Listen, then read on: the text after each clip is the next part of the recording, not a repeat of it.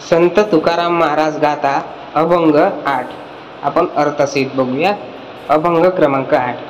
पुढे गेले त्यांचा शोधित मार्ग, चला जाऊ मांग घेत आम्ही.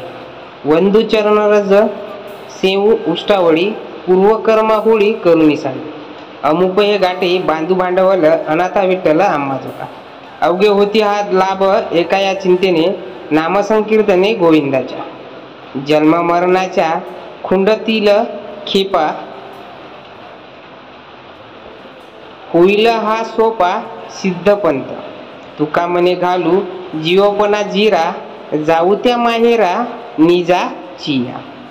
यामध्ये संत तुकाराम महाराज म्हणतात, जे संत पुढे गेले त्यांची चरणवंदना करून त्यांचे उष्टे सेवन करू, त्यामुळे आपल्या पूर्वकर्माची होळी होऊन जाईल. हे ज्ञानभक्तीचे भांडवल पदरी बांधून विठ्ठलास वश करून घेऊ. गोविंदाचे केवळ नामस्मरणानं चिंतनानं जीवनातील सर्व लाभ प्राप्त होतील.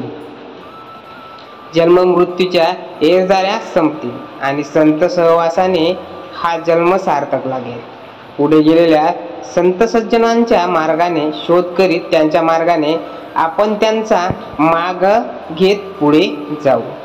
तुकाराम महाराज म्हणतात की या मार्गाने गेले असता मोक्षरूपी माहेराचा लाभ होतो मित्र.